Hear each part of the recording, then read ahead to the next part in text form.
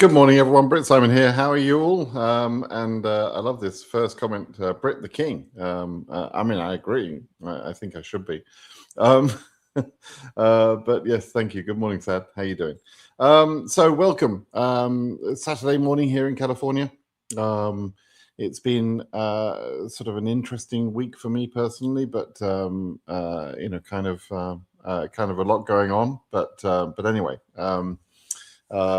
It's good to be with you all. Good morning to you, Joe. How you doing in Switzerland there? The king is back. Thank you, yeah, man. Okay.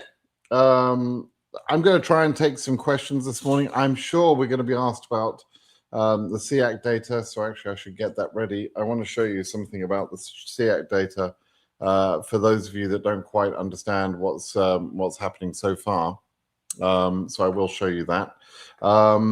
But other than that, I'm going to try and keep up with your questions. And so, let's do that now.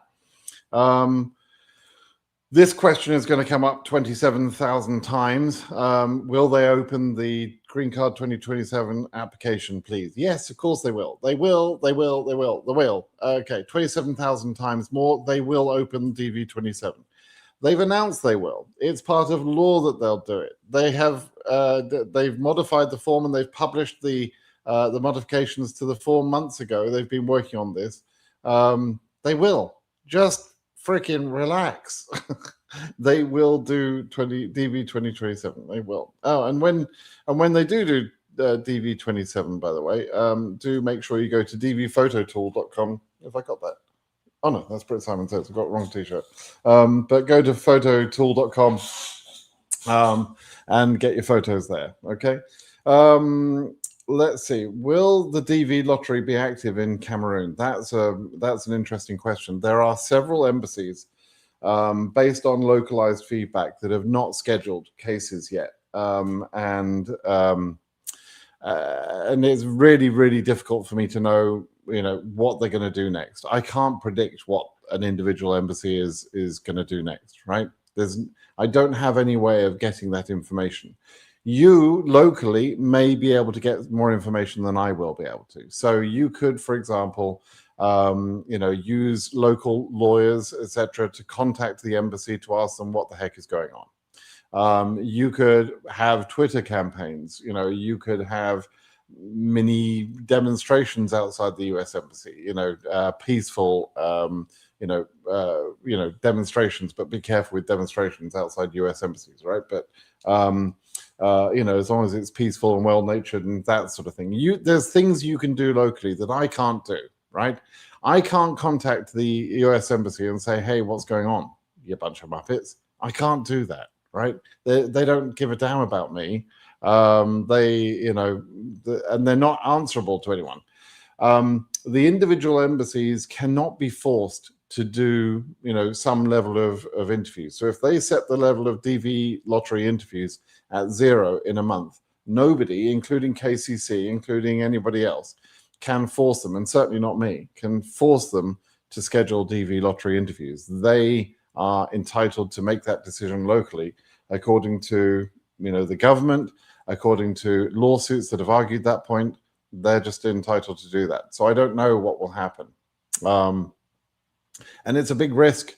It's particularly bad after the government announced this newer policy about whether people can move their cases or not. It's not easy to move your case anymore, right? The KCC are going to be working against you in a sense to try and make sure you can't move your case. They're going to insist on seeing some sort of proof of residence and that sort of thing. And it's going to become very, very, very, very difficult. So I have no prediction about Cameroon or any other embassy that misbehaves. We just have to hope they don't misbehave. What happened DV 2026? Well, nothing happened to it. People are still attending interviews. People are getting scheduled for interviews. People's DS-260s are processed, are being processed continually. And people are going for interviews. At the end of the interview, people are being told that they cannot be issued with the visa during the pause. right? And so their case is being put on a 221G hold, which is, we used to call this administrative processing, but it's a holding pattern, it's a holding status. And the idea being that those cases would be issued once the pause is lifted. I don't have any news about the pause in terms of when it's going to be lifted. But the behavior of the government in continuing to set up interviews and continuing to hold those interviews and their discussions with people at the interviews and so on, all of those factors tell me that they believe the pause will be short-term, limited. The government believes that, right? The embassies believe that. KCC believe that. Okay, so if you choose not to believe it because I'm telling you that, that's fine. That's up to you. Some people, including one particularly annoying moron, is just like screaming at me saying that, everything is cancelled, blah, blah, blah, but, it's not true. Any news about DV27? No, none. Welcome, Britt. Nana says, feeling proud to see your live session. Proud? You don't have to feel proud, but I'm glad you're here, Nana. That's good. Hello, sir. Help you.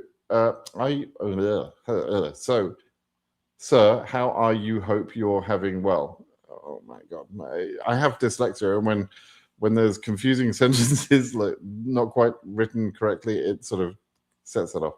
What about DV26 winner, sir, of eighth interview?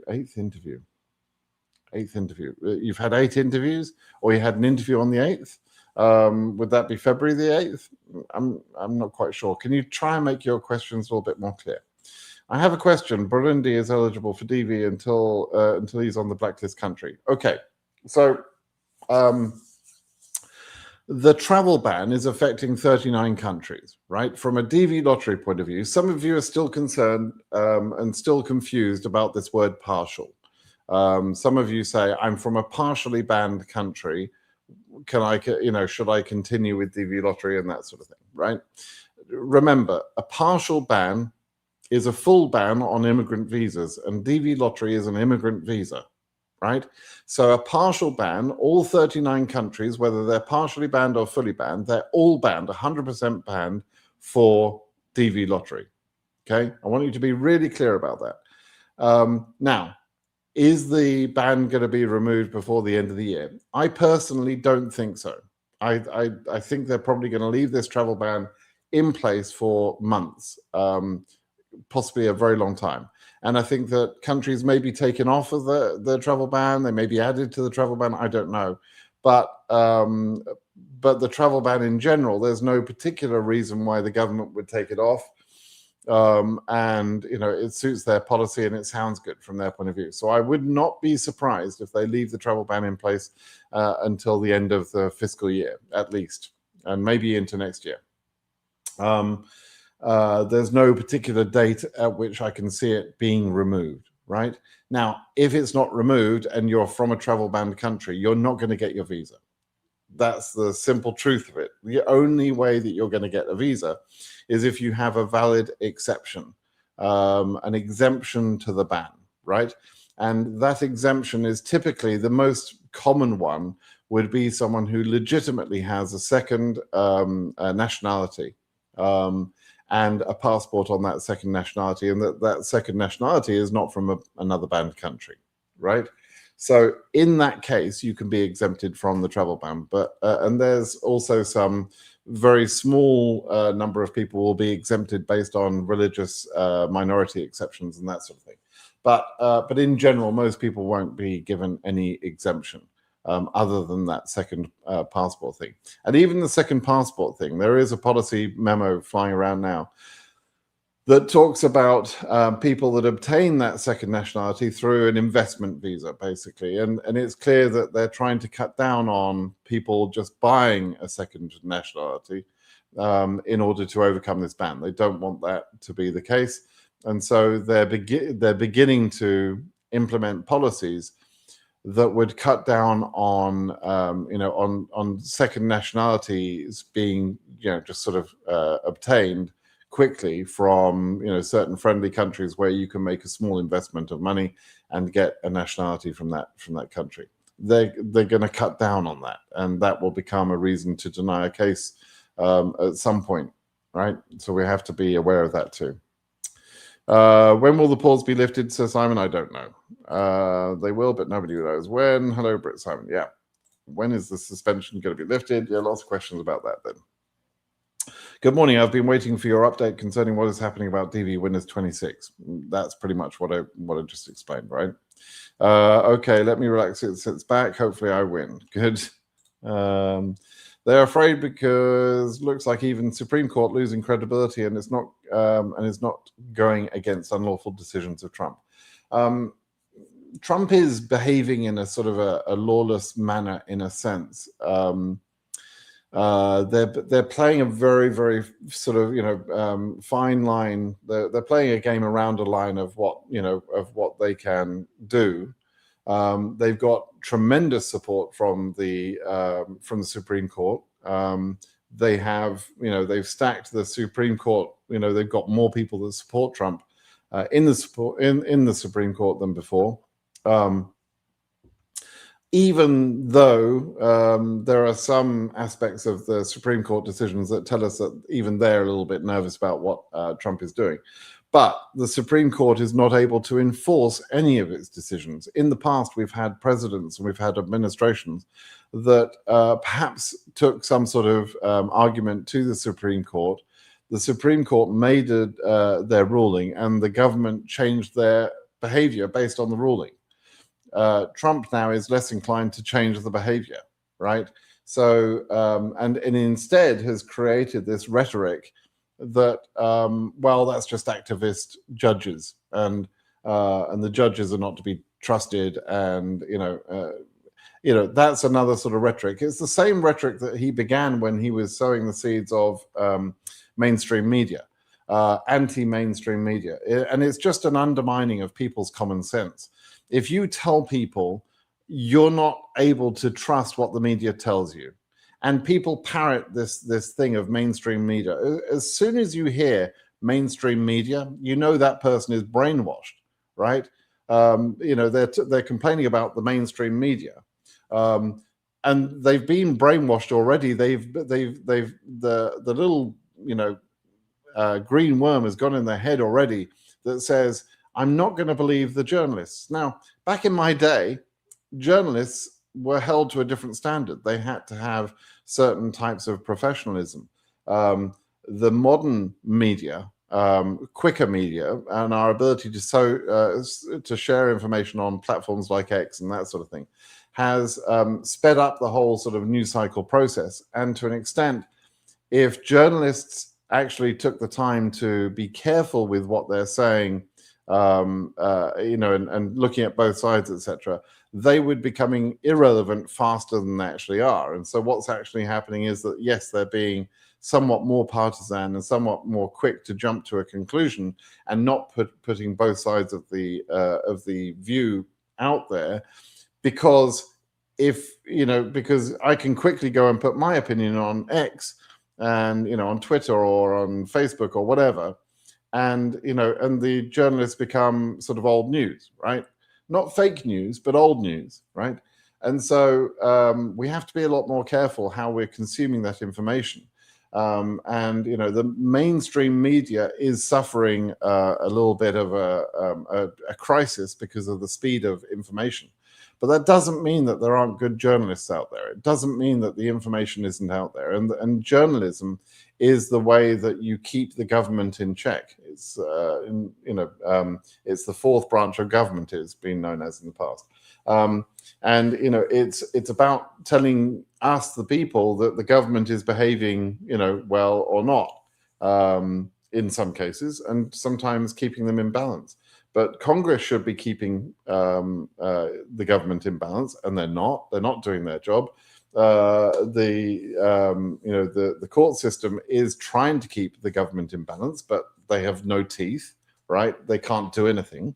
So so that's a problem, and the government is playing to a playbook which is pretty horrific. And I have to say, they're doing it very well. I mean, if you wanted change and you wanted to go down the Project 2025 path, one very, very good way to do it is to throw so much bullshit at the wall so fast with so many changes happening that we can't stay angry about the same thing for more than 10 minutes before the government has done something else to get angry about, right? And that's a very clever tactic, right? You throw so much stuff at the wall so quickly that it's like it's difficult to stay angry. And at some point you're just like, oh my God, I don't know. Let them get on with it then. We've become desensitized. Things that used to be a scandal that would have sunk any previous administration and would have caused serious problems and would have caused hearings. There's no time for any of those scandals, right? So, there's no time because they're moving so quickly. They're, and hats off to them. Like, I don't like what they're doing at all, but hats off to them in being so clever in moving so quickly. Trump was seen as a useful idiot by a lot of people, and he was surrounded by powerful people, and those powerful people are sort of whispering in his ear, do this, do that, and Trump doesn't give a damn what he says, right? So he's just doing whatever he can, and saying whatever he wants to say, enriching himself and his family at an unbelievable pace, and nobody's worried about it because it's all happening so fast. It's amazing. It's really amazing. Anyway, so yeah, thanks for letting me talk about that for a moment. Is there any possibility for suspension to be uplifted soon? People make this mistake with English a lot, the uplifted. You mean lifted. You don't mean uplifted. Uplifted is a different word. Lifted is what you're talking about. Yes, it could be lifted at any time, right? But we have no potential, date. It could be lifted tomorrow. It could be lifted in a month's time. I just don't know, right? Have no idea. Oh, I got a question here. I have to answer this one. This is from Saladin. Thank you for that donation. I don't know what NZ $10 is, but it sounds like that would be enough to buy me a coffee at least somewhere. So thank you. 26 OC 1000 winner. Thanks for all your help, mate. Family and I are traveling to the US next month to activate our IV. That's fantastic, Saladin. Congratulations. Choose well. Choose where you're going to live well, right? And I guess one piece of advice I would have is rent to start with, because you may, maybe you want to move somewhere else, right? America is a very, very big country. There's a lot to choose from here. And where you choose to live will affect your journey a lot, right? Ryan, how you doing? Checking in. Hope everyone in the family is good. Yes, they are. Thank you. It's been a bit tough recently. We are battling, I have to say. It's a battle, but yeah, we're holding things together. Keep your fingers crossed for my ridiculous case number, about 130K, right, Ryan? So yeah, my fingers are crossed for to see that word current by EU. That would be awesome. That's what you need to see. Hi Simon, before the interview, what documents do I have to send directly to the embassy, and what documents do I need to bring with me? This is undergoing some changes at the moment, right? There's a couple of things that tell us that they're going to try and re-implement the document procedures that they had. There's a change that's been made on the CEAC system, the DS260 system, not the CEAC status part. I'll talk about that later. But the DS260 itself, that has been modified in the last couple of months or so to allow upload of documents, or to make that more more possible. Now, under the first Trump administration, they implemented what we called at the time the document procedure, and it was a big disaster. Of course, it was badly implemented. It screwed up, the timelines, etc., and it was later removed because it was just causing more problems than it was sort of helping.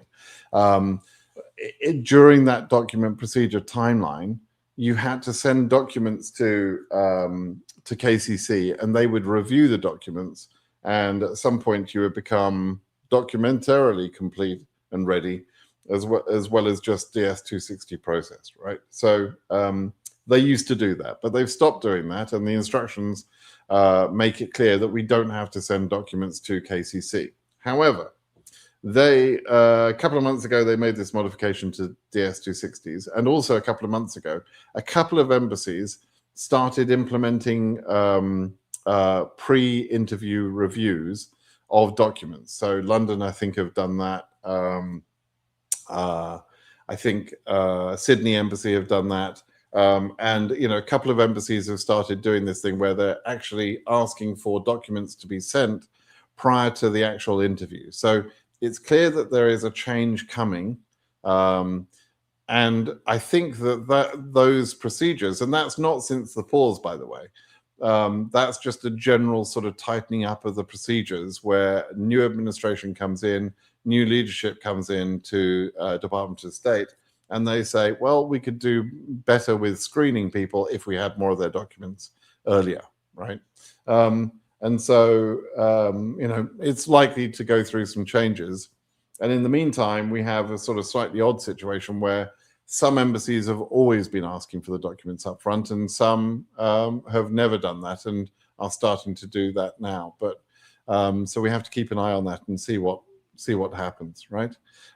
So basically, right now, you have to follow the instructions from your particular embassy, right? If you're at Sydney Embassy, for example, I know that you're going to be sent an email once you've been scheduled. They're going to send you an email asking for documents, and they even give you a timeline. I think they give you, they set a deadline and say it's got to be there within 30 days or something. But they make it clear. All you got to do is just follow the instructions, right? Uncle Simon doesn't know all the instructions for all the different embassies. They're going to have different sort of standards, but you will be given instructions, right? So follow those instructions. Greetings from Georgia. Will delay of DV27 possibly extend processing of DV26 beyond September 2026? No, it won't at all. It's not legally possible. It's not necessary. They don't give a damn. You think that's necessary because there will be, there'll be some sort of impact to DV26. And, in your mind, you think, well, if there's an impact to DV26, that means that maybe they need more time to give out all the visas. Here's the big thing you're not understanding. They don't have to give out all the visas, and they don't give a damn if they don't give out all the visas, right? So there's no reason from the government's point of view to extend the timeline, because if they've done, if they've given out 25,000, 30,000, 40,000 visas, it's enough. They don't care. They don't think they have to issue all of the visas. And in DV25, they deliberately just wasted 5,000 visas because they didn't give a damn. So no, from the government's point of view, there is no reason to extend the processing. That's only a thing in your mind, right? It's also true to say that there is no connection between the two things that you're talking about. DV 2027 being delayed in terms of the entry period has no impact on DV 2026. In fact, I would argue actually that helps DV 2026, because if the entry period is delayed and the processing period is condensed, as it will have to be now, then that means there'll be more staff at KCC and other agencies available for the DV 2026 processing.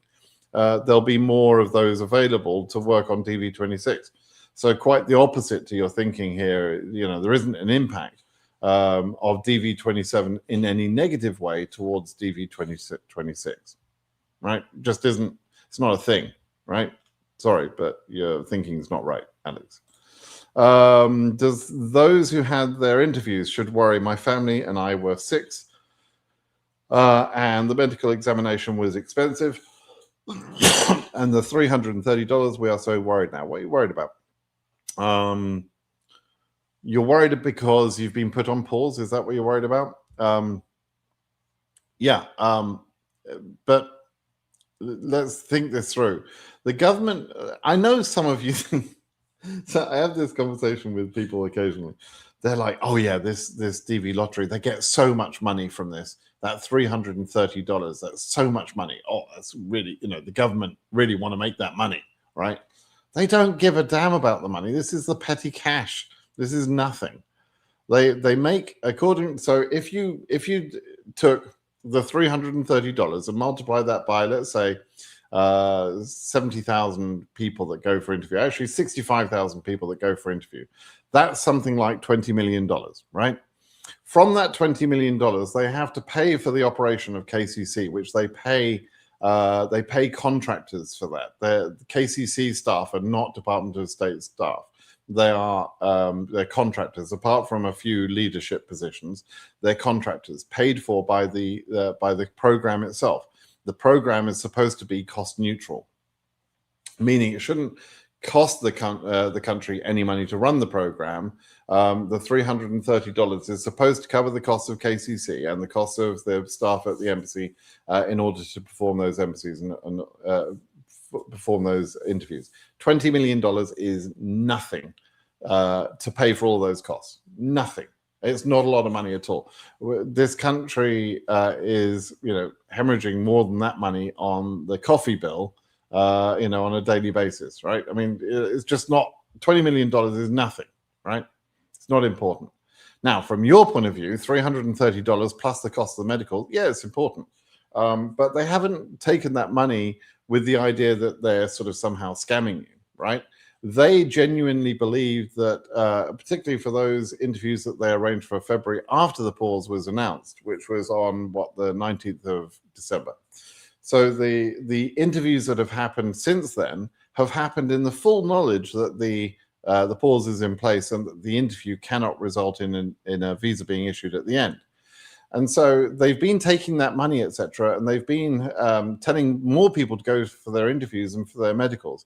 And that's what I meant earlier, saying I believe the government really does, plan to make this a short-term pause because they're putting people through that expense. Okay, and they're not doing that for fun, and they're certainly not doing that because they want to make $20 million, right? $20 million is nothing. I mean, it's I can walk down my street and probably borrow more than $20 million from half a dozen neighbors, right? I mean, it's nothing. It's literally, it's peanuts. Every house, I don't know, there's 30 houses in my road. Every one of them is worth $3 million. That's $90 million right there, just in houses in my road, my little road, right? And every one of the occupants in that house is worth multi-millions, right? So, I could literally, I know exactly where to go. I could literally walk down my street and borrow $20 million in the next 10 minutes because I know who's got millions and millions of dollars sitting there doing nothing, right? So $20 million is nothing when you think about a country like America. It's just a very small amount of money. It might sound like a lot of money to a lot of you, but it's not. So they're not doing it for the money, right? So just be confident that the plan is that it's going to be a short-term pause. Okay. How much time will it take, sir? What do you think? I think it's going to be a short pause, but I don't know. Will they increase the case number for Nepal upcoming visa bulletin update during the pause? I got somebody else who asked me to make a prediction about the visa bulletin for next month. I'm just not going to be predicting visa bulletins. I don't know. I'm not in, I'm not knowledgeable about what they're sort of thinking internally. I think they'll probably keep the visa bulletin moving, but I don't know that for sure. And so I'm going to avoid saying, it's definitely going to be increased by this amount or it's not or whatever. All I can tell you is that they're operating almost every part of their system as normal, apart from the issuance. Every part of the system, right? DS-260 processing is going ahead. Scheduling is going ahead. Interviews are going ahead. Medical interviews are going ahead. Background checking is happening, right? All of those things are happening. The only thing they're not doing is issuing the visas. So, and that could change like that, right? Can someone travel without green card to his home country if he'd lost his green card but applied and even did photo and biometric, but the card didn't come because of the spouse or because of the pause on USCIS? Okay. If you came into the country, with a DV immigrant visa, right? With an immigrant visa, it says on that visa, upon endorsement serves as, let me just see if I can find that. Upon endorsement serves as Here we go. Upon endorsement, serves as temporary I-551, evidencing permanent residence for 1 year. Now, it's not talking about you only have 1 year of permanent residence. It's saying that the immigrant visa that was printed into your passport, upon endorsement, and endorsement happens the first time you enter the USA, that document is then like a temporary green card for up to 1 year. Okay. And so during that 1 year, you're expected to receive the green card. Because Kristi Noem is a moron, she thinks it's a funny game to not send out green cards because she's an idiot. And you know, all she's doing is delaying an administrative function that her department has to do. So it doesn't actually change anyone's status. You're still a lawful permanent resident, and you still have the immigrant visa printed in your passport to cover that. Now, if that passport and that visa, if you had entered 1 year ago, that document would start to become old, and you know, and perhaps you need some sort of some sort of document to prove that you're a lawful permanent resident. All you do is you contact USCIS and ask them to stamp in your passport and an extension of that I-551, which the government have to do, right? So it's just Kristi Noem is such a moron, but she's causing her department more work in having to satisfy those sort of requests because she's not mailing out the green cards, right? So it's stupidity, but you don't need to worry about it. All right, it's not really going to cause you any problem. You can use that passport, you can use that immigrant visa to come back in the country. Now, that immigrant visa has nothing to do with you going to your home country. It's only entering back into the USA. It doesn't help you get into any other country. It's just for the USA. Okay.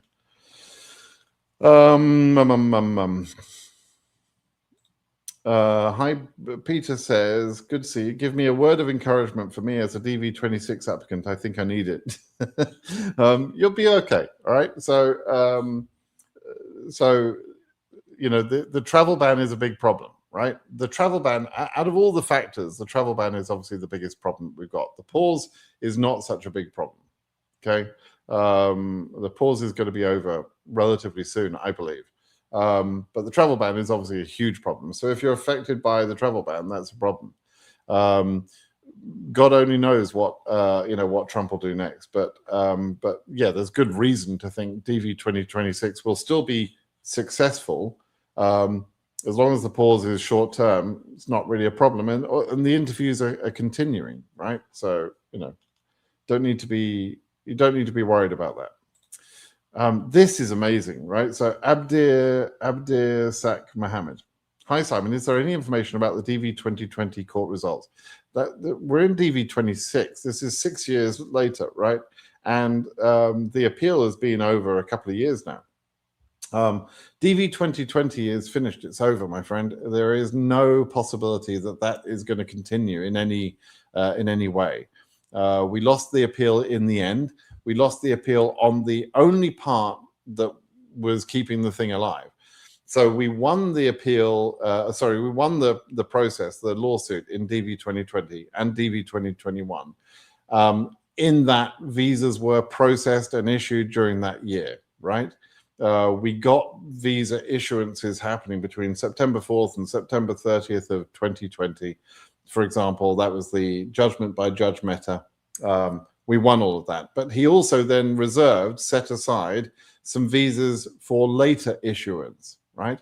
And the government appealed that decision. And the government said, no, you can't issue visas after the end of the fiscal year. And we said, yes, you could. And we showed the law and said how that could be done. And the government won that part of the appeal. That's the only part of the appeal that they won. That makes everything else a non-question. Right, and it means that there is nothing that can be done about DV 2020 or DV 2021 now. We really have to accept that and move on. Okay, that's just the way it is. How is the embassy being performed? I have OC 24, and I'm trying to determine if I should proceed. Don't want to submit a failed application and have a future immigrant intent issues for E3. Is E3 the Australian E3? Does that care about immigrant intent? dual intent, E3. Maybe you already know this. I'm not sure that immigrant intent is technically non-dual intent. However, many Australians successfully transition to permanent resident like a green card by strategically pursuing employment-based green cards. Okay, so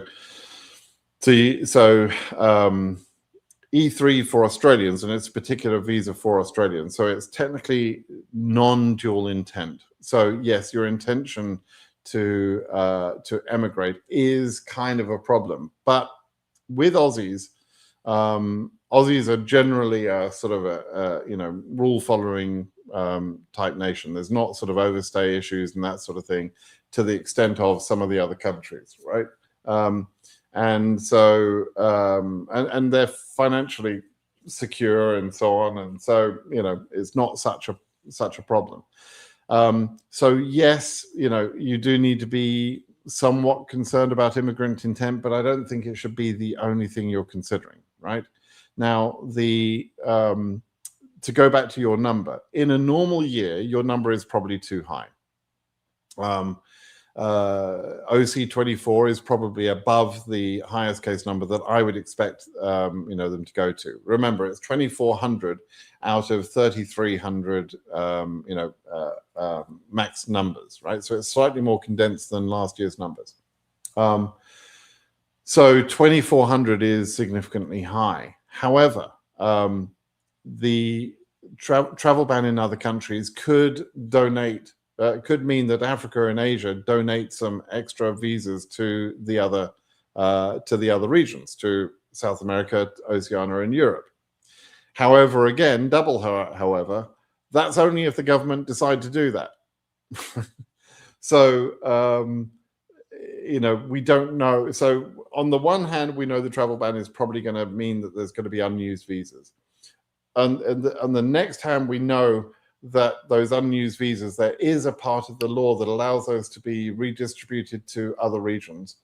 On the third hand, that requires the government to want to do that and to give a damn, right? So how that all plays out, I don't know. I don't know 100% sure that the travel ban will stay in place. I don't know that they will implement the part of the law that allows the redistribution, and I don't know that they're going to push the embassies to go as fast as it will take. That can only sort of remain to be seen. That can only play out. The big difficulty that you have, Angus, is that by the time you really knew what was the case there, it would then be too late to submit your DS-260. So you're going to have to pull the trigger, Angus. You're going to have to pull the trigger one way or the other. You're going to have to say, I know I'm going to risk the immigrant intent thing, but in order to get my DS-260 processed in time, I have to submit it by probably March. And by March, you won't know enough to know whether that's a good decision or a bad decision. So you're going to have to gamble. In my opinion, you probably want to gamble by submitting the DS-260. But that's just me. You've got to make your own decision, right? That's what you have to think of, really. I would not gamble. I think at OC 2400, I'd probably gamble, right? But yeah, you could wait for another month or 6 weeks, 7 weeks or something. The Think Genius, Orange Baby, effed up DB lottery with Ghoul Stephen Millie. Yeah, Stephen Millie is a horrible person. Happy New Year, Simon. Activation trip starts on Thursday from Washington to Boston, back and forth with the GMC Acadia, full of stuff and kids. Take care. GMC Acadia is like a tank on wheels. But yeah, good luck on that. I hope you have fun.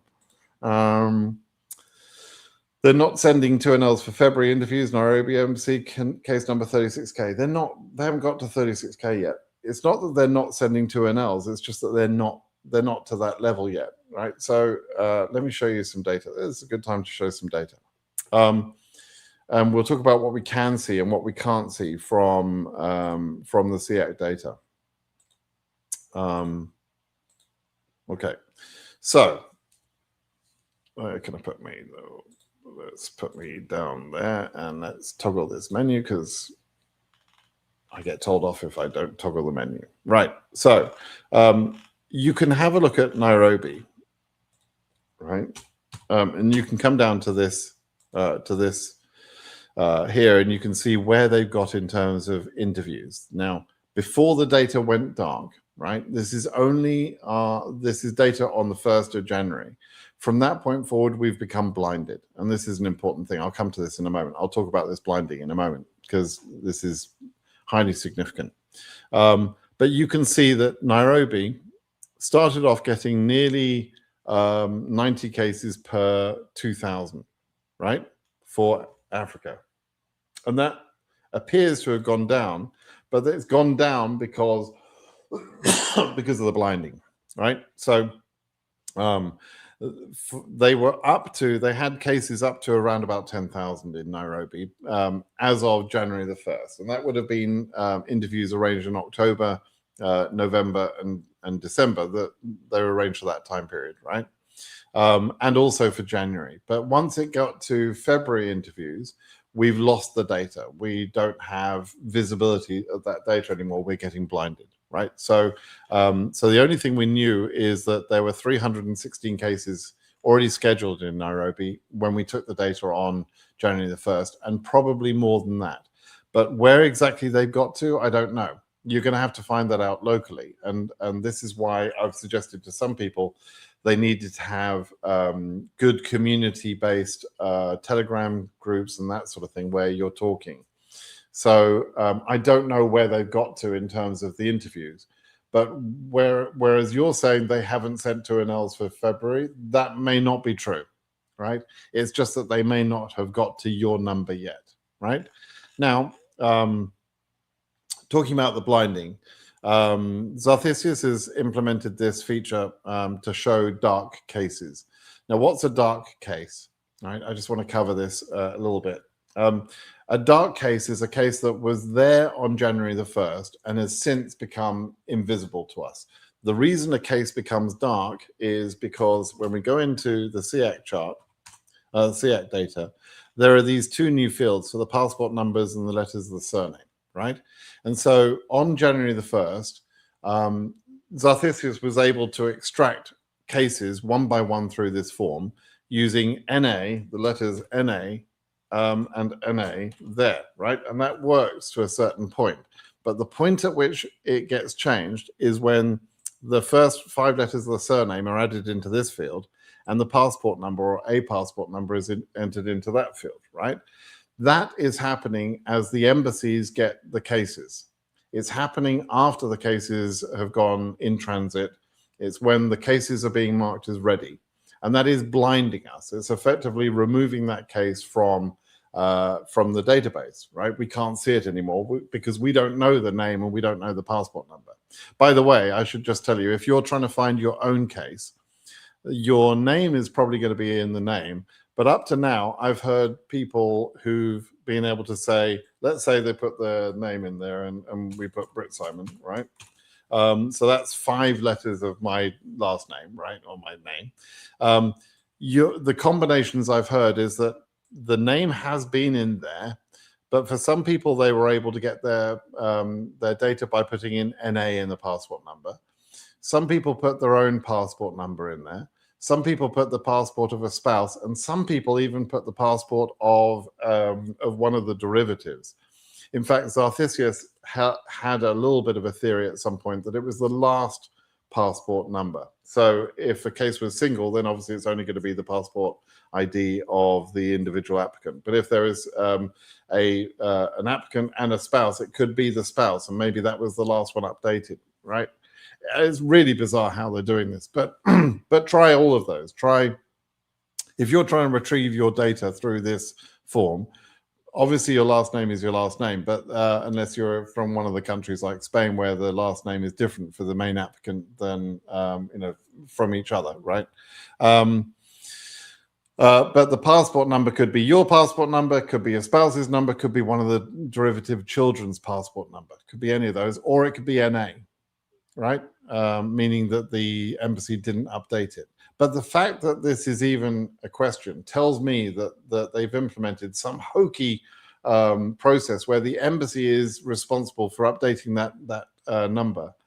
And it may be manual. I think it's manual. Zarthisius doesn't think it's manual. But if it's manual, that means they're going to be making mistakes, right? Which is just stupid as hell. But yeah, we haven't quite figured out the logic of whether it may be automated, and maybe it's to do with the last case opened, or something like that, and it takes the passport number from the latest updated case. I don't know. We just don't know. But that's what's happening now. That change that was put in place we noticed this change on November 12th of last year, right? That means that there is data starting to drop out of this data. We know that this data wasn't complete, and there were already cases missing. And now, as cases are being updated because they're being sent to the embassy, and the embassy is now updating those cases with the passport number, cases that we knew were there are now disappearing. They're going dark. That's what's happening, right? And over time, all of the cases will go dark, and we're not going to get an increase in these numbers. We're not going to see an increase in the issued number. We're not going to see the increases in the 221G and the numbers scheduled and everything else. We're going to see we'll know which cases are going dark, but this is going to be very, very difficult to understand the data this year, right? That's going to be one of the factors, and there are several really big factors that is going to be very, very difficult for us to predict what's going on, what will happen, what is happening. It's going to be very, very difficult. But anyway, I hope you're understanding that. So, so yeah, Nairobi seems to have been proceeding normally up until the 1st of January. And after that, we don't know. You have to find out from locally. All right. Won't pause cause a very big issue for those who are on 221G? Not a very big issue, no. It depends how long the pause goes on for, right? Again, I keep saying to people, look, a short pause isn't going to be very big a deal at all. Let's say the pause lasted, let's say till the end of January, right? That would have been about a 5 or 6 weeks pause period. What difference does that make if they continue to do interviews, they continue to schedule interviews, and then all of a sudden they have to issue a bunch of visas to a bunch of people? That's not really going to change things very much at all. Now, let's say that pause continued another month after that, the end of February, let's say. That's going to start to become a bit more impactful, particularly if it changes the behavior of the government. If they slow down the number of cases that they're interviewing, that could change behavior. And obviously a longer pause than that, going into March, April, that would be more and more detrimental, because sooner or later, the embassies are probably going to say, hang on a minute, if you really are going to pause this, and if this pause is going to be a long time, we should not be telling people to go and do their medical, because the medical is what sets the clock running for the validity of the visa that we're going to issue, right? So that's the key piece of information that tells me it's going to be a short pause. But on the other hand, that could be, if the pause were going longer, that would be the thing that would begin to change the behavior of the government and stop them scheduling interviews and stop people going to the medicals, right? So we have to wait and see. But honestly, on balance, it really feels like this is going to be a short pause. And in that case, issuing visas to the cases on 221G is not a big deal. It's not a problem, really. Okay. Okay. Happy New Year. I have a terrible uncertainty. You honestly think by September it can reach the case number 4,000? I'm from South America. It can do. Whether it will do or not, I don't know.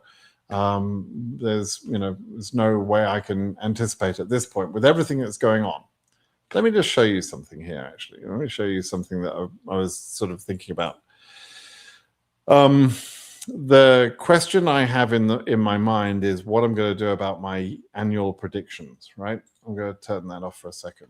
And then I'm thinking about all of the things that are affecting the predictions. And I just want to sort of explain to you how difficult it is for us to know what's going on. And I'll show you some of the factors, right?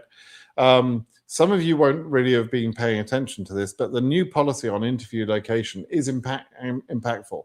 It's impactful to individual cases at individual embassies, for sure, because Let's say you're at Cameroon embassy, and let's say Cameroon continue their bad behavior.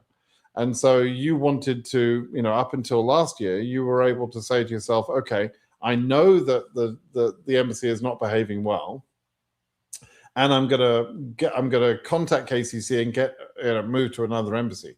KCC are no longer helping on that sort of move, right? They don't want to help. They want to see proof that you've actually moved to another country. And pretty soon they may start asking for that as part of the DS-260 system. There's a rumor about that they might be asking for that sort of evidence of you've moved, right? And so that's becoming less and less easy. So it's less and less easy to move to another embassy. That's becoming harder to do. So people at that badly performing embassy could suddenly find themselves, not suddenly, but slowly find themselves completely unable to do anything about their situation. So for an embassy like Cameroon, I hope Cameroon start to behave better, because there isn't a good option for people at that embassy in terms of moving to another embassy, because that's not allowed anymore. Or not, they don't want to support it. Okay. Oh, what's that? Simon, that's an old. Let me just see that. Oh, yeah. So someone was just sort of pinging me. New policy on interview location. So the new policy is impactful for individual embassies, right? The travel ban is affecting 39 countries. Travel ban is a huge impact. It's as things stand today, with more than half the applicants in Asia travel banned, there's no way that Asia will be able to reach its quota, right? All of KDU, all of Nepal could go current, and all of the rest of Asia cases could be interviewed, and they still wouldn't reach the quota that they have, which is about 8,500 visas, right? So there's going to be leftover visas from Asia. There's going to be a huge number of people in Africa under travel ban, enormous number of people. And again, it's likely. I mean, Asia's already current, right? The highest case number in Asia is about 27,000, and Asia is current to 30,000, which means that really they could write the word current against Asia, and that would mean the same thing as what they've done with the number at 30,000. So Asia is already current. That's the earliest it's being current that I can ever remember. Africa could easily go current and relatively quickly, right? They could easily move the visa bulletin on to go current for Africa and just let some embassies perform well while other embassies don't perform well, and just let the embassies decide how much work they want to take on, right? They could do that. I'm not saying they will, I'm just saying they could do that. And if they do that, that's going to be tremendously impactful for the rest of the regions, but only if they do the redistribution, right? That's the problem there. The pause, I think, is going to be short term, but what if it isn't short term, right? Does that start to have an impact? Maybe. The government behavior is a bit of an unknown. Last year, they just they threw away 5,000 visas. Just, it was completely avoidable. They could have done something about them, and they just decided to just disappoint thousands of people. Will they behave like that again this year? I don't know. The CEAC data darkness, the dark data means that we can't observe what they're doing, and that gives us, challenges in knowing how an embassy is behaving. So we can't. Even without the data, we can't even tell people, go move your interview, go move country, etc., because the data is not reliable either, right?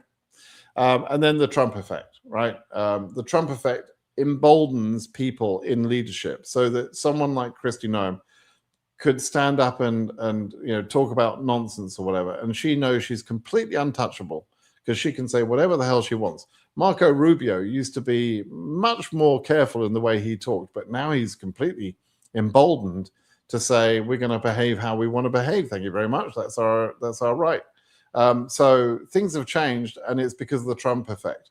And, both senior leadership and also middle leadership now are free to behave in with a more anti-immigrant sentiment. That's another impact. So there are impacts happening that will affect us, and they make things very, very unpredictable. So, so when you ask me a question like, will my number be safe? In previous years, I've been able to give you a mathematical answer with some level of certainty that the math will work out, but the mathematical certainty has disappeared because of all these factors, right? I'm not going to be able to monitor it. I'm not going to be able to predict how Trump is going to behave. I'm not going to predict, I can't predict how long the travel ban will last or how long the pause will last. I can't predict what embassies are doing locally. I can't even see the bloody data in CEAC. So I don't know. You tell me. I have no idea how I'm going to make that prediction. I have no idea. So I don't know. I have no idea. My friend's case was updated as refusal even after being issued with a visa, which was 2 days before the pause. What can we do about it, Britt? Nothing. You can't do anything about it. That's just what they're going to do. So what they did was cases that were issued before the pause, where the visa was still at the embassy, hadn't been picked up yet, or hadn't been sent out yet, or whatever else, they cancelled those visas, cancelled without prejudice, CWOP, right? So they cancelled those visas, and in some cases gave the passport back to the applicant. There's nothing you can do about it, right? You can't do anything about that. You just have to say, oh, okay. When the pause is over, they'll reissue the visa. That's all. There's nothing. You can't sue them or anything like that because of the pause. They're entitled to stop issuing visas if they want to stop issuing visas for the time being, for a pause. Now, if that pause became a longer period of time and they said they weren't going to issue visas, that's something where a lawsuit could step in. But when do you start that lawsuit? How long a pause is acceptable? And when does that pause become unreasonable? To me, a pause of a few weeks is not an unreasonable thing that a court would say that's unreasonable. A pause of 6 months, that's clearly unreasonable, right? And that just shows that they wouldn't want to be doing the job they're supposed to be doing. So, but somewhere in between there is the legal aspect, right? When is a lawsuit going to be able to challenge the pause because the pause has become unreasonable? And it's not yet, in my opinion. But that's just my opinion. Lawyers can disagree with me if they want, and you can hire a lawyer and try and sue for that. But I can tell you at the moment it would be a bit of a fruitless exercise. Because it's not unreasonable. It's only 2 weeks, that seems reasonable given lives were lost, right? And I'm not a supporter of the pause at all. Don't get me wrong, but I'm just trying to sort of take a judge's perspective on this. How will they see that? It's very easy for the government to go into a court and say, come on, judge, we had to do something, right? A judge would agree with that. What are the chances of winning as an EU citizen in Poland? About 1 in 100 years. And I say that it's an EU thing. It's not a Poland thing. It doesn't matter. There is no country that has any allocation of visas, right? There is no, and people sometimes get confused because they'll see one country with a lot of winners and the next country next door has got very few winners. And they think, therefore, that the chances of winning must be higher in one of those countries. And in reality, that's not true. Some countries get more winners because they have more entries. That's all it is, right? And if you have more entries, you're going to get more winners because the chances are the same for all countries in the region. The only time when a country has a different chance in terms of number of winners is limited countries. That's the opposite of what you might think. And that's countries where there are so many winners from this particular, there are so many entries from this particular country that the government actually stops drawing winners from that country. As they draw a winner, it's another one from that country, Uzbekistan, right? Uzbekistan stopped having winners after 13,000. Case number 13,000. There are no cases from Uzbekistan after case number 13,000, right? And that's because at 13,000 they had enough winners from Uzbekistan, and they said, we're not, the next one we draw, we're not taking it. With that, we're not calling that a winner, right? We just throw that one away. and they made holes out of those cases. That's what happens. Okay. Okay. Let me just blast through some of these questions. Happy New Year. Have a terrible uncertainty. Oh yeah, we've already asked that question. What about winners from 2025? Case number E35710. Case DV25 is finished. So if there's nothing that you can do with that case, it's just a pretty thing to print out and put on the wall, and that's it. That's all you can do with that win. Doesn't mean anything else. Hi Britt, good morning. I'm a green card holder. I'm from one of the banned list countries. By June, I will be 5 years here in the United States. I'm a little worried to apply citizenship. What's your advice? Apply for citizenship. Why the hell wouldn't you? Trump isn't going to be here forever, right? America will return to being a sensible country. We might go through some challenges, both politically and economically, etc. But America isn't just going to disappear. So apply for citizenship. It gives you slightly more protection. Your green card can be revoked relatively easily, whereas citizenship is harder to revoke. And so, it gives you that much more protection. So yeah, apply for citizenship. I did, by the way. I'm an American citizen, and I did wait. I have to say, I was eligible for citizenship during the first Trump term, and I decided to wait until Trump was out of office before actually processing my citizenship. It wasn't that I was worried about Trump or anything, I just didn't want to look at his bloody signature on my citizenship paperwork, and I didn't want to put something on my wall with that stupid squiggle for the rest of my life, right? So I waited. That was literally the only reason, but no other reason. Good morning, Britt. I'm from Italy. Ciao. Any news on DV27 lottery? Is it going to open? Been applying for years, haven't had any luck so far. Thanks for all your guidance. Gabrielle, it is going to open, yes. We don't know the date, right? We just have to be patient. But yes, it will open soon, I hope. I've explained about the dark color in the CEAC data. It's cases that are disappearing because of that CEAC data change, right? And so the cases are disappearing. They're becoming holes. And the only thing that Zarthesius can do is he can see that we had that number on January 1st, and now that number has disappeared, right? It's become a hole, and therefore he makes it dark. That's what dark means, right? What about the spouses overseas waiting for an interview precisely in Cameroon? They're going to be delayed. That's the only thing I can say. Hello, what about those people who have attended interviews 19th of December? Yeah, you just have to wait. Dan by Lexi. You were right at the wrong moment. You attended the interview right at the wrong moment. But there are still people attending interviews in January and February who are in the same position, right? They just have to wait. So that's what's going to happen during the pause. Someone was issued with a visa in Nairobi 2 days before the pause. Okay, I think we already talked about that one. Why Nepal didn't give 2NL for February interview, I don't know.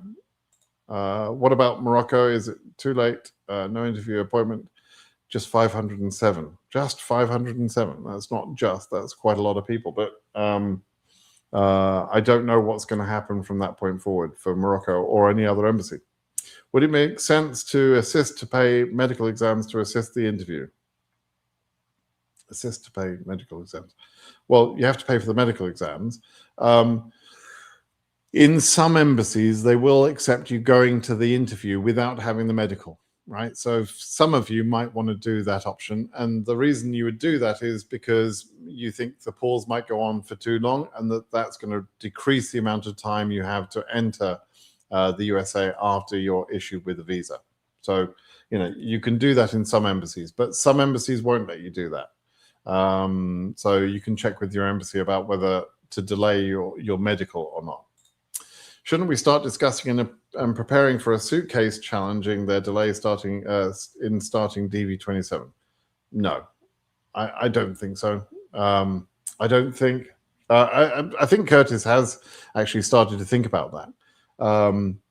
But I explained, I think, on last week's live session why that's a difficult thing for us to actually fund, right?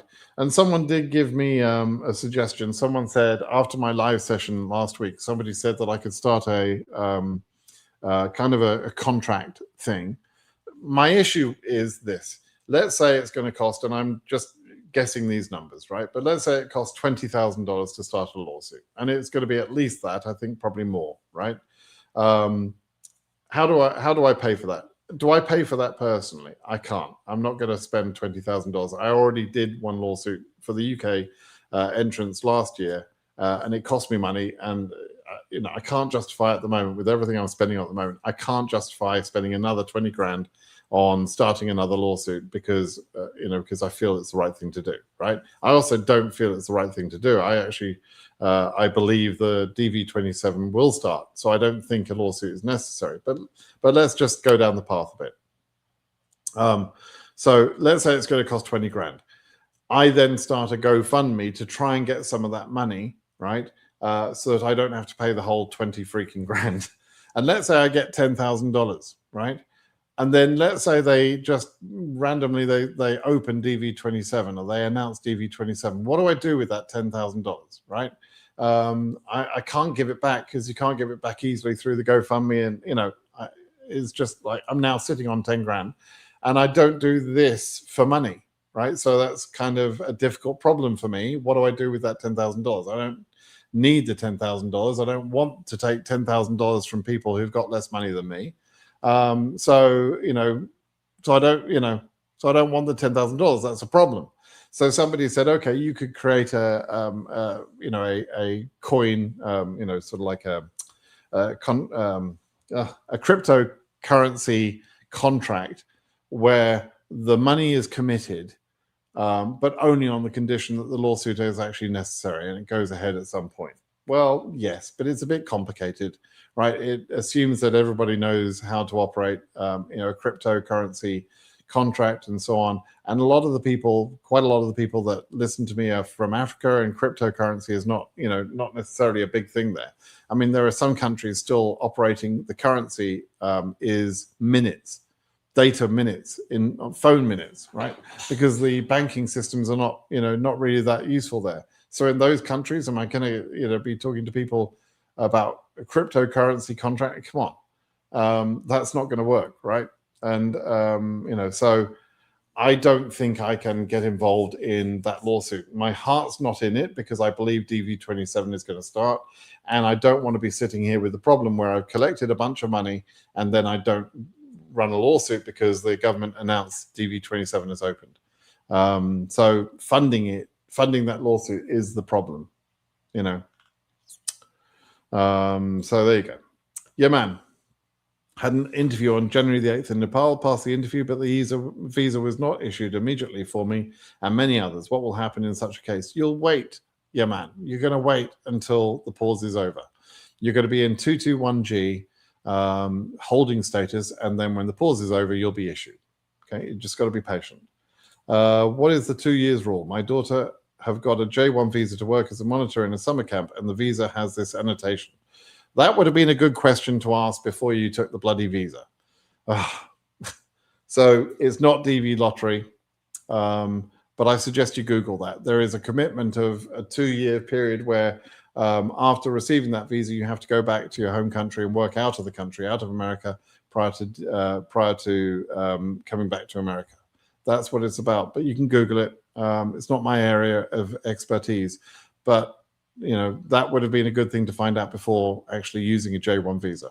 Okay. Does it make sense? Oh, you've already asked that. To a VFRTF, don't know what that means. Already answered that question. Thanks for that. Is there any news on DV27? Already talked about that. Here's Richard. Would you hold off filling out the DS260 EU 46? Oh wow, EU 46,600 and something. If I have a holiday booked on an ESTA visa in April this year to the status due to immigrant intent and the high case number, low chance. Nothing to do with your trip. your trip on the ESTA is going to be fine. If you've already got the ESTA, you'll be able to use the ESTA, and your DS-260 submission won't affect that. So the question is really, do you think you're going to get a chance with your number? In a normal year, no, you wouldn't get a chance with your number, right? In any normal situation, you would be out of luck, right? But this isn't a normal year, and so I don't know what's going to happen. And so, you're going to have to make a decision before you know. This is kind of like what I was explaining to someone earlier. You're going to have to make a decision whether to submit the DS-260 or not before you know enough information to know whether that's a wise decision or not. Because if you leave it until, the last interviews of this year will be arranged in July, and they're arranged based on cases that are processed at the beginning of July or late June. And they have to be processed by that point, right? Which means you've got to have submitted them usually in March, April time for them to be processed by that timeline. So, it backs up the decision point up until about March. You need to submit your DS-260 in March. If you do it later than that, if you do it in April, if you do it in May, your DS-260 might not be processed in time to be ready by the end of June, so that you could be scheduled at the end. So you're going to have to make the decision before you have all of the information available to you about how they're going to behave. It's just no other way around it. Okay, and it used to be easier because they used to be more reliable in the way they process DS-260s. That's also changed. That's probably another factor I should add to my little spreadsheet. EU 11K was announced in the previous bulletin. Do you think there will be 13K in this bulletin? Probably, but I don't know for sure. Thanks for your continuous and unwavering support in helping thousands of people through the program. My fear is that this pause will likely affect DV27. The pause is not an effect of DV27, Barry. The two things are unrelated. The pause is to do with DV26 processing. It's got nothing to do with DV27. Try and separate those things in your mind. It's just not.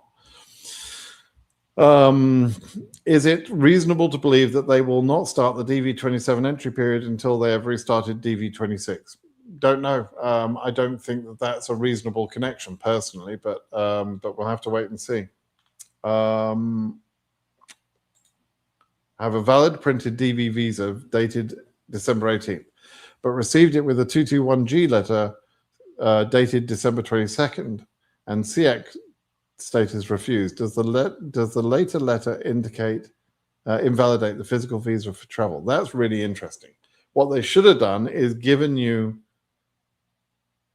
That's really interesting. So they gave you a visa, but at the same time as giving you a visa, they gave you a letter saying this visa is invalid.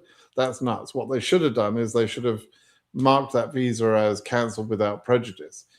Since they didn't do that, you could probably use that visa. But do you want to piss the government off? I would wait for a little bit before you try and enter on that visa. But if the visa doesn't have cancel without prejudice, the officer at the immigration point, the port of entry, is not going to know that you've got this letter saying 221G, right? So that's why they've been cancelling those visas, saying cancel without prejudice. And if they didn't do that, then your visa is still valid, right? So there you go. Okay, let's just see if I've got any other good questions. Going to have to call it a day.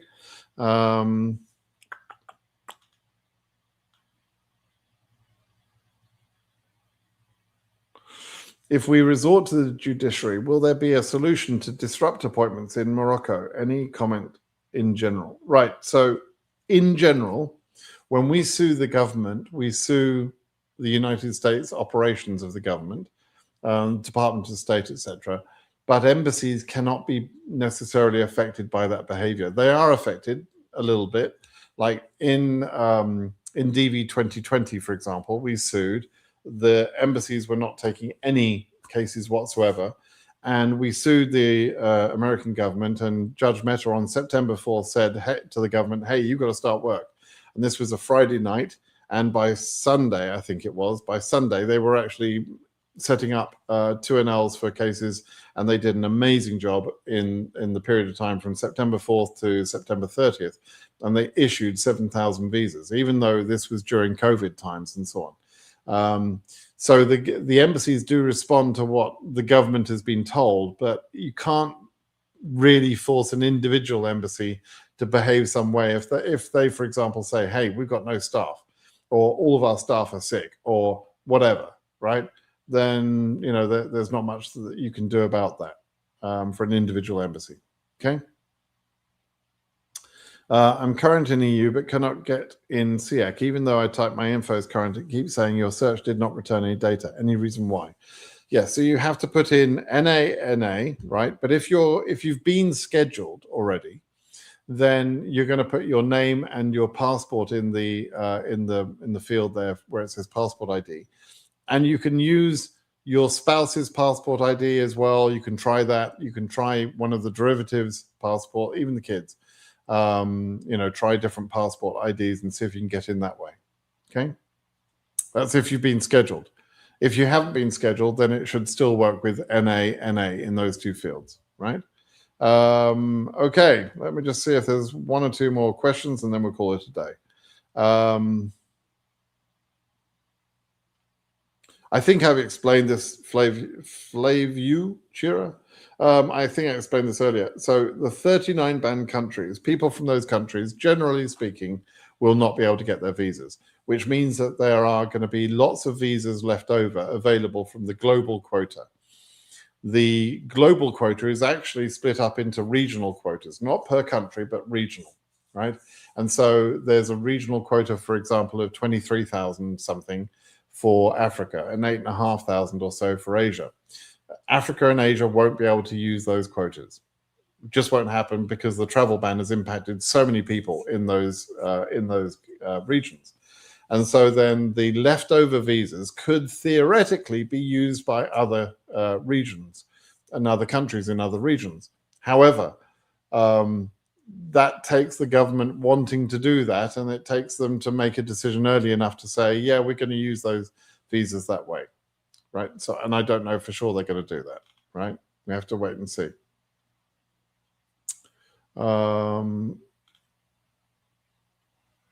Got the 221G Thursday. The interview was a bit underwhelming, says Lucas. 3 minutes long. They're always underwhelming, Lucas. They are literally that 3 minutes. That's normal. In the end, he just said, we have all your documents and we'll be in touch, and tick 221G and AP. Yeah, that's normal. Even if there was not this pause thing, the interview would have been that underwhelming. They only need 3 or 4 minutes to do these interviews. They are literally that simple. They've done all the background checking on you. You present your documents. As long as you're documentarily qualified, which you'd already done, they already know you're going to be approved in the interview. There's nothing to say. So they would just be chit-chatting the time of day with you if they spent more than 3 minutes, right? So, yeah, it's going to be underwhelming. It's the way it is. Okay.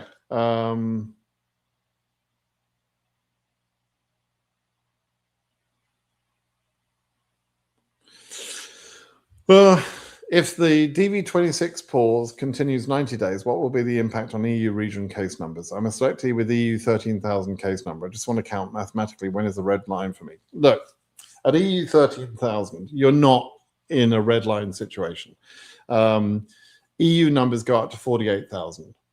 For UK entries are up to 189,000. You at 13,000, being worried about your case number is bloody silly, okay? That's just being silly and being silly. That's all. I mean, it just is. You're acting silly. Your case number is probably going to be current in the next visa bulletin. For you to try and do math to see whether there's a red line, to see whether you're at risk or not, is just nuts, right? There's no mathematical way visas can be issued. Enough visas can be issued before 13,000 in the EU to actually make your case number dangerous mathematically, right? The only issues that you have are things like your embassy not working, or a travel ban being implemented on your country, or those sort of things. It's nothing to do with the math. So stop thinking about the math, right? The math is not the point. Okay. The pause is a problem, but I don't believe it's going to go 90 days. But even that, they'll still set up your interview. So you're probably going to be interviewed in March, maybe April, and by that time, I believe the pause will be over, right? So don't worry about your math and the red line and calculating all that. Forget it. You'll be fine. Okay.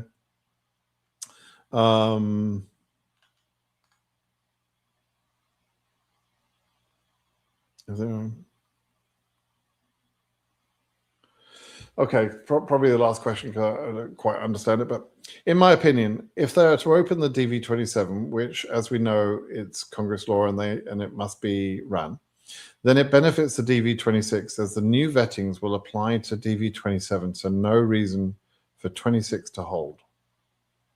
Sorry, I shouldn't have read this question because I don't understand the question. I don't understand what the point is you're trying to make there. Let me just take this question, and this will be the end. I've applied for DV lottery for 20 years, and I've never won. What could be the problem? Look, DV lottery is just a lottery. Your chance of selection in most of the regions, other than Oceania, is about 1 in 100 years. Sometimes in some years, it's worse than that. It's 1 in 200 years. It's literally like that. It's just a lottery, right?